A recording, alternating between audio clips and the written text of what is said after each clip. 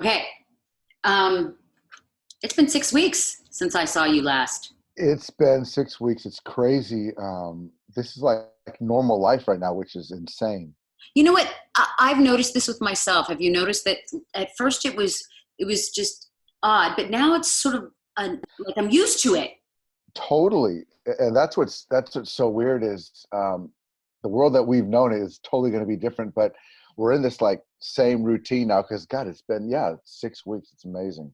Yeah, I'm trying to find different things for myself to do, Dave. I got a Peloton. I heard you say I got one. Hey, yeah. Well, what do you think? Well, I just did my second day. It's Okay. good. I mean, I have to push myself on it. I have to push myself. So yeah, And, I'm and good. and even it's like you can do 15 minutes, 20 minutes, and then work. So it's like it's attainable. Yeah, yesterday I did 45 minutes, but today I did Wow. 30, so I did a half hour today. Perfect. Yeah, that's good, right? 100%. So I got it. I got in there and I did it. So I had to change it Congratulations. up. Thanks. I had to change it up. So Yeah. there you go on a personal note. All right. So let's talk about the ALCS in 2004. Right. Um, it's been more than 15 years. That blew me away because it doesn't feel 15 years since that happened. I know. It's amazing how it flies by.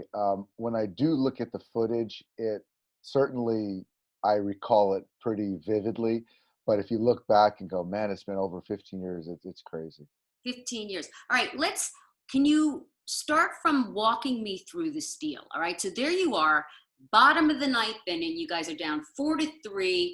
You're down 3-0 in the series. In the dugout at that point, you're getting in, or there's a real good possibility, right? So Right.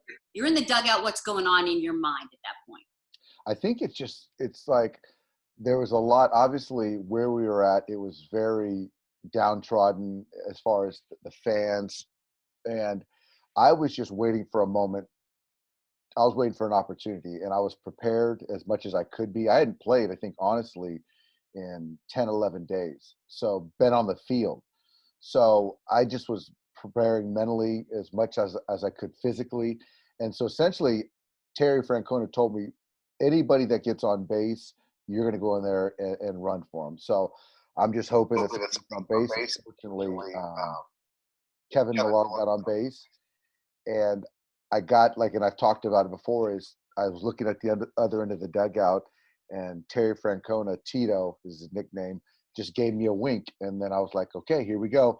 And as I took the field, I remember I could barely feel my legs. It was cold, the nerves, and I recall, one side of my the being was Maury Wills telling me, DR, you're going to have to steal an important base sometime, and everybody in the world knows you're going to steal it, but you can't be afraid.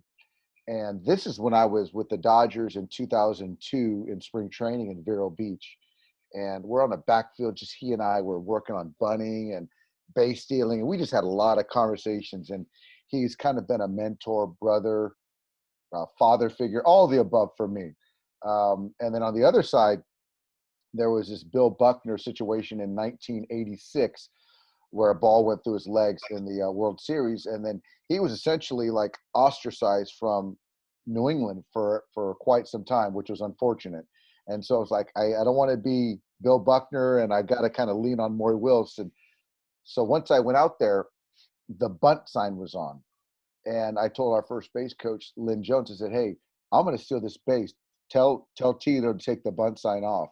And so then he goes and they take off the bunt sign, and then he goes, "All right, kid, do what you do." And then so at that point, I was kind of like, "Okay, here we go." Okay, Mariano Rivera is on the mound. It's Mariano Rivera. Okay. What did you do to prepare yourself for him? So, you know, fortunately, I had this confrontation with Mariano and Jorge, who was the catcher, their battery, in September. And in September, we were in New York, and the same situation essentially happened, but it was the top of the ninth inning. And I came out there to pinch run, and Jorge went out to the mound, and they were talking. They had a mound visit, and he went back behind the plate, and then Mariano held the baseball, held it, then delivered. So then as a base stealer, I remembered they're going to try to deter me from stealing by holding the baseball and to get me to kind of to wait me out. And so I just said, I ended up stealing the base, scored a run. We ended up winning in extra innings. And so I just said, if I ever get that chance again with Mo, I'm going to have to wait him out because he's going to try to hold the baseball. So remembering that, watching some video, that was kind of the main thing. And then after he threw over the first time, he threw over 3 times. And he Right. threw over the first time, and I kind of like was more at ease. And then he threw over the second time, and I think that's the time where he almost got me.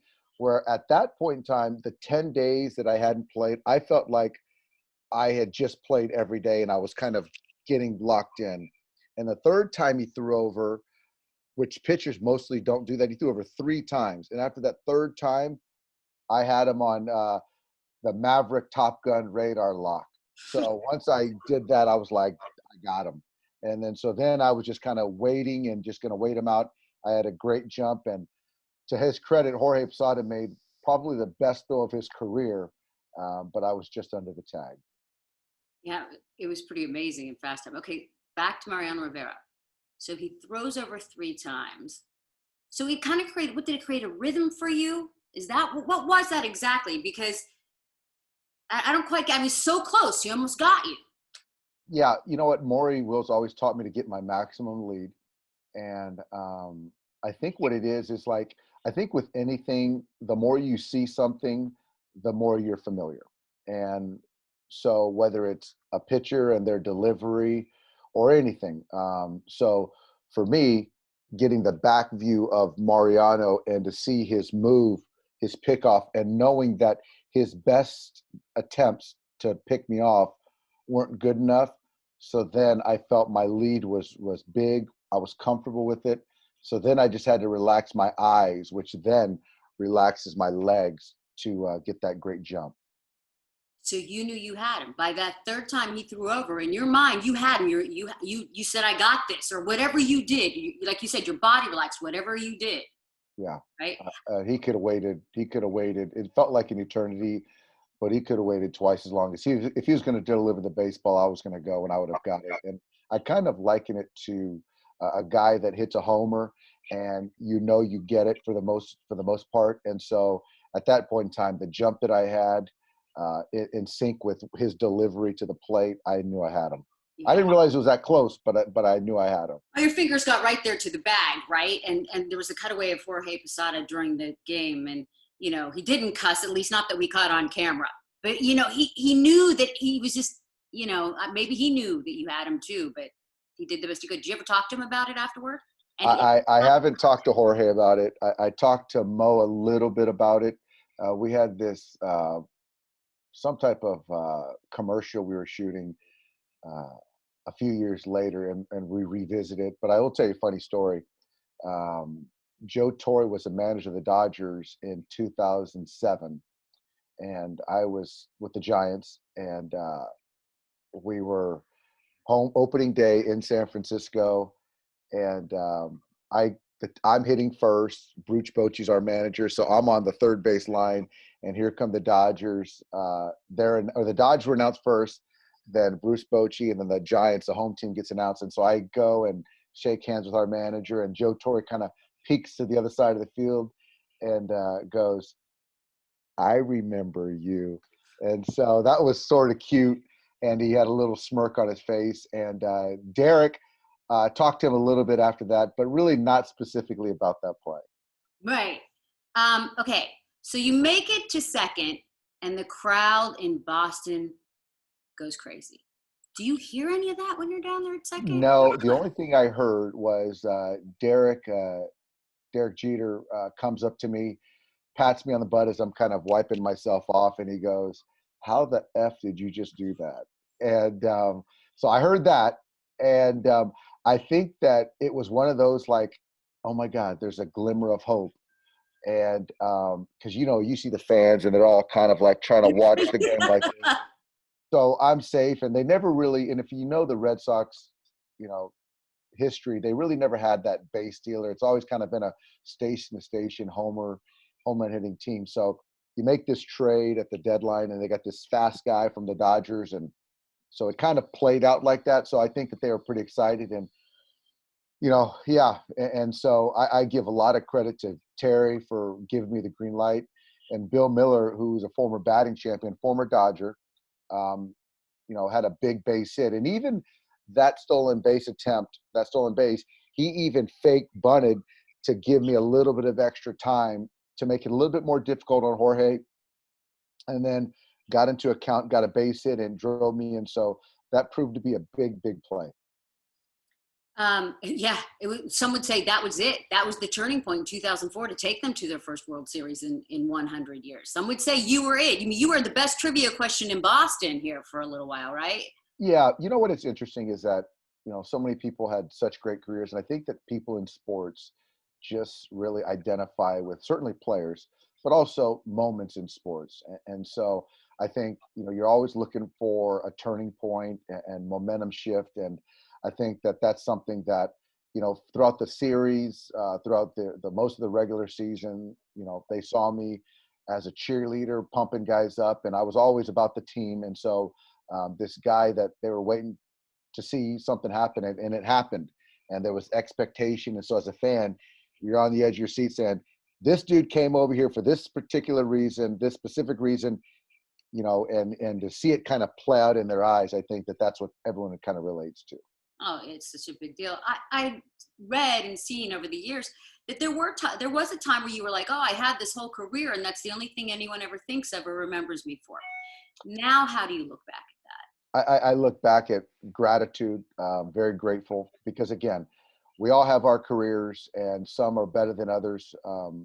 But moments that people can identify with, I think it's a huge compliment. And I can't tell you how many times I hear I was at the game, or what you did for the Red Sox, or my grandfather lived to see the Red Sox win their first World Series in 86 years and passed away shortly thereafter. And I also do think that 2004 team led the way to other Red Sox teams, winning other championships and getting that monkey off their backs. And I was around a lot of great players, and for me to play with those guys is something I really cherish. Let's talk about one of the biggest personalities on that team, David Ortiz. He's since been back when you guys made the World Series. He's there for Fox up at the stadium. But how does he compare to some of the other big sluggers that you've ever played with or had on any of your teams? I think that David, I've never seen anyone more clutch. It was incredible. And I think that being a superstar, he really got it. And I say that in the best possible way, as far as understanding his value to the ball club, understanding his value to his country, Dominican Republic, his celebrity, what he can do in the city of Boston. But he was real. And then with the media, he was honest with the media and understood that, they needed to do their jobs. He was just honest. Sometimes you might want to retract some of the things he said, but no matter what, he was honest. And I think that as a leader, as a superstar player, to come up in big moments, he carried us. Yeah. It's a good time for me to ask you about Terry Francona, since you did just bring that up, that he let you go out there and he let you do your thing. So there must have been something in that, just in that statement right there, that has influenced you as a manager. What is it? He was, he made time for everyone, and he treated everyone the same. Whether you were Pedro, you were David, Manny, or Dave Roberts. He treated everybody the same. He was always available, and he just treated us like, professionals, adults, and he never forgot how difficult the game was. So I think that for me, he was very positive, and so that's something I certainly take from Tito. All right, let's talk about your players. How's everyone feeling? I was hoping, I was on the governor's call. I couldn't get a question. It's hard to get a question in, but I wanted to ask him how he felt about getting the baseball players out into the stadiums. If there's enough testing, if everything falls in line, is he up for that? But he's not taking that question right now, apparently. I'm sure everybody is incredibly feeling impatient now. How is everybody, or am I jumping to a conclusion? I think that you're certainly on. You're on it. Guys are impatient. Guys are ready to go and ramp up, and more so, just kind of looking for a timeline, a date. And I think that you can kind of toil and try to stay as sharp as you can, but it's like, what are we working towards, or when? And so I think that's what guys are waiting for, because you can recalibrate and calibrate your mind, your body, once you have sort of a timeline. Um, so yeah, I wish you'd have got that question in, but I'm staying connected with the players, the coaches, the staff, the medical staff, our coach staff. They're doing a great job with the players, and we have a very good group of intelligent, motivated players.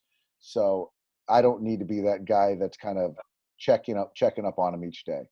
Oh, I would imagine that's good. Actually, I'm not surprised to hear that with Clayton Kershaw, JT. I'm not surprised to hear that with knowing your guys. Um, all right. So, what about the plan to get back? Do you have the detail? Are you willing to share the details? Let me put it that way. Are you willing to share them? We understand it's the regional plan. But Yeah, and honestly, I don't. I think that right now, the idea or the thought of spring training, when and if that is, whether it be in our home cities or in Arizona, I think that's still up for debate. That's kind of contingent on the government, and obviously the state to state situation. We need testing. We want to make sure that we're responsible and there's enough testing to get tests. I don't know if it's daily, but quite often once we do get going. Um, and I think that it's just kind of, there's a lot of different scenarios and timelines, but really we just don't know until we know. I know these are tough questions to ask because I know you have to give answers like that. Did you watch the Korean League on ESPN So last night? I am having baseball withdrawals, but I couldn't go there quite yet. But I think I will. I think it's the people, the powers that be, are dialed into that, and so I think that you and we can both have opinions, but really it doesn't matter at the end. They're going to make their decisions, but I'm hopeful for baseball in 20. I'm encouraged that both sides, the union and the commissioner's office, are motivated. I don't see fans initially. Hopefully, down the road, it'll happen as far as later on in the season. We might have to use that great sound system with Dodger Stadium to bring in some music, some crowd noise, to get that home field advantage. But Dieter Liz, Roll's never been more important than he's about to be, there right? you go, D to rule. That's right. We got to turn up that organ and really get it going. But I do think this is going to be an opportunity again to be creative, where fans aren't going to be in the stadiums, but there's ways that we can still engage them, in my opinion. And we've done in-game mics, at times, but I think that this is something that should be on the table on a daily basis, where you have players, coaches, to again get that connection with the players, because now we do have baseball, Dodger baseball, in every home now, so that's exciting. I've been on, or I've seen some of the clips of some of the Zooms. Like the other day, I guess they were talking a little bit about, I didn't see this one, I only heard that in game, I don't really know if they were joking around that maybe either, but I've even heard it myself where the players will yell stuff at each other or whatever. I've seen the in-game mics. I don't think that works at all because I think everybody's too self-conscious, right? Yeah. I remember like Francisco Lindor in an all-star game or something like that. But if you do in-game mics with players, wouldn't that just be distraction? Would they be able to be natural enough? Would they be able to be themselves? Yeah, you know what? I think that it's more of, um, you get used to it potentially. Um, I think obviously, I never, I'm open to it now under the circumstances, and I've done it, at various times for, certain broadcasts. But I really don't love it because there's things that I like to talk about that I don't want to give Mm. uh, any information away potentially going forward. But under these circumstances, I could be certainly talked into it. But I think that, the players know that this is a possibility where we're at under the circumstances. Maybe even, those microphones that are just kind of that on the side of the sidelines in the NFL or the NBA. So guys know. So now they're watching their language. more so. But Well, also, there'll be a delay. There'll that's be right, there might be a little delay, but then you get some banter, and even some guys, like I think a guy like Justin Turner can certainly play with it and get used to it. You know, Yeah, I mean, I wouldn't mind hearing the first base when the runner gets yeah, on first. I wouldn't mind hearing that, or at third base, or whatever, or even a coach. I wouldn't mind. I think that'd be kind of interesting. That might make it up. That might make up for some of the fans. That yeah. might, yeah, that could be really interesting. Is there anything you don't want to happen? There's something where you're just like, oh, I heard that idea, and I'm so against that. Um, no, because I think that they're talking about potentially the DH. I like that. Hmm. For a couple reasons. I think that uh, number one, the pitchers are in a tougher situation as far as getting ready the timeline. So I think that's important to keep them healthy and just let them focus on pitching. Also, I think again the fans where you want to keep them engaged, and I think that nothing against our pitchers and pitchers in general, but I think using an extra hitter would keep fans more engaged. That's not a bad idea. All right, let's switch off to you personally. Is there anything you've done, anything you've learned, any like I was reading that I don't remember if it's based what league they got subscriptions to Master Class, which looks so good to me. But is there anything like that that you've done in this 6 weeks? You know what? I think for me, I haven't done anything really substantial. Maybe, but I have connected with my family, which obviously is substantial. But I've worked out. I'm trying to stay sharp mentally, physically, emotionally. So I haven't really dug in anything like that. But I'm in a good place. I'm trying to hold my angst. Keep it to a minimum. But I'm excited to get going. Yeah, I mean, how do you hold off that angst? Because I have plenty of days where I got to wake up and then I got to make myself change my thinking. What do you do? I fortunately we're both in Southern California, so we can still go outside and go for walks. And you can see I got a little tan. I've been working on my getting my You vitamins. have the tan you have is the non-baseball tan. You should That's right. like the That's tan nice. Yeah, I don't have that. See, right. so this is good. This is Yeah, the best you're going to get right here. that's as even as I've ever seen it. That's right. That's right. Yeah. So no, you know what?